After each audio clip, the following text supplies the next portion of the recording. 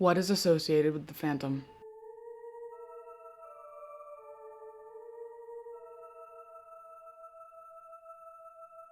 When you think about him, what inevitably comes with him?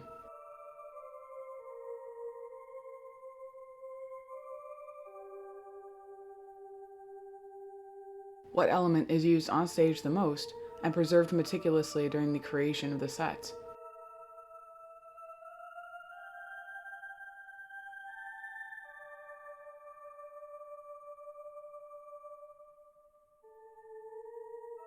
What requires the most careful lighting to preserve its integrity the most?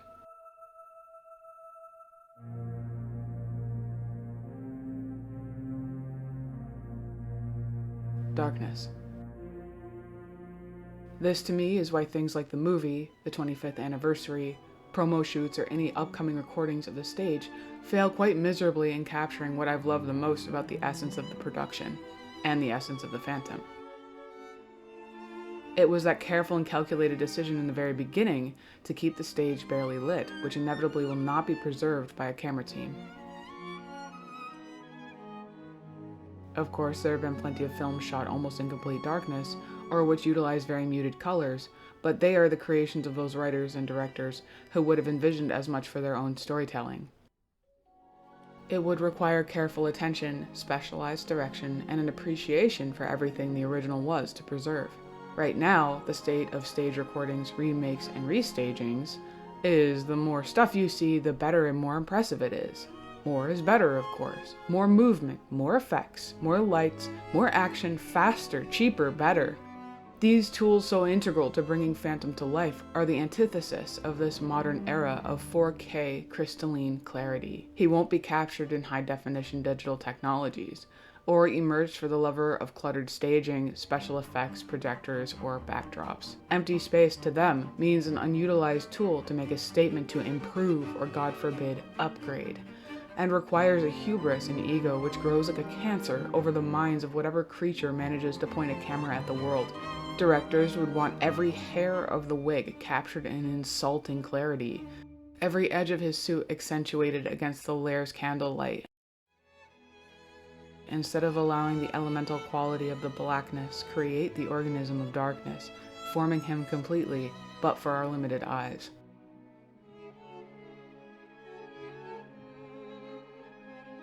The stage actors bringing him to life utilize the scarce stage lighting to place him front and center, while their own identities literally melt into the background. A student of the production, carefully placed and in love with every silent heartbeat that passes, carefully peering into the darkness and admiring what is not seen over what is seen, armed only with a phone or first-generation GoPro or the like, entices the Phantom's presence onto those digital files so much more completely and wholly than a paid crew and a dozen camera angles ever could. That's you, keeping a loving eye on the tiny red dot glowing under your thumb, and your peripheral vision on the lookout for disapproving glances and the occasional usher patrolling the aisle rows. You're the one who feels the rhythm of the production so deeply within you. You know every stage trick, and in synchronicity with the actors who watch for the cue you too know by heart, you orchestrate the tiny lens to the action.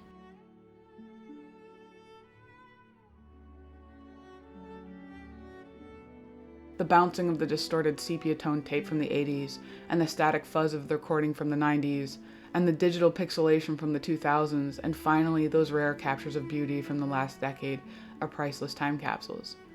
The product you compose is not born from a materialistic greed for profit. Stop for a moment and contemplate. Can the same be said of the living creators of this production today, and the subsequent creations they've made in its shadow since? What fruits are born from that completed forbidden file sitting in that tiny device you nest in your pocket?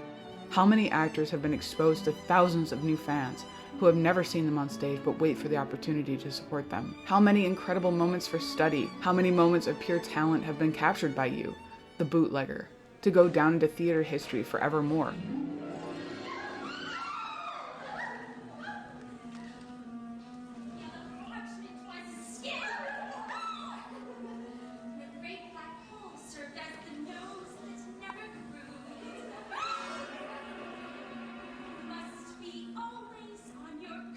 What amount of integrity of the show after 3 decades of a rotating door of managers and directors have been retained by you all through the years? How many changes and innovations have been subverted by you and the hundreds of thousands of eyes looking through your tiny digital portal? Is it possible that dozens of nights or even years of continuation are credited to you for those audiences that saw your shaky, grainy footage and moved them to finally see it in person? Far more than any advertisement perched in plain view in Times Square or TV spot promo ever did. Considering these things, of course, I believe the bootlegger and we who enjoyed these illegal delights weighted these positive impacts upon the theatrical world, understanding laws meant to protect creative integrity of stage productions and profit from live audiences, would argue that the recordings themselves do both, far more readily than Good Morning America or charity concerts ever could. As a fan base brimming with affection, attention to detail, and obsessive appreciation, I believe collectively these bootlegs wouldn't exist if it were ultimately harmful to the production in any way. And yes, I also claim that the fan base has a much better read on the heartbeat of the success of this musical, far more than the living creators ever could. And the fruits of this truth are self-evident. Who else would think it worth the time, struggle, and potential backlash to film a shaky, grainy, visually poor quality video than the heart of a deeply devoted fan who knew that hundreds or thousands or tens of thousands of others would watch it in grateful anticipation? On the same side of that coin, who else would think it worth the time than a beloved fan to watch said shaky, grainy, poor quality video from beginning to end without complaint? I don't know what exactly possesses us all to this ridiculous appreciation, but I can promise you it's like nothing else that exists in the world, theatrical or not. Those who claim these tapes are a deterrent to attend the spectacle in person have never spoken to a fan who has consumed all available media surrounding the musical, legal and illegal, and still faithfully attend in person again and again and again.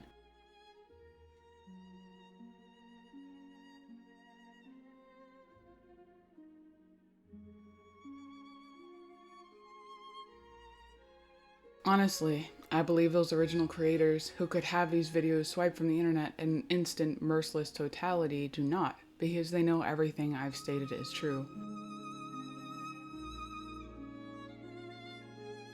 The Phantom's resolution is only what can be smuggled into a theater under cover of that darkness which he himself emerges from, that precious time capsule composed by his most faithful, eternal students.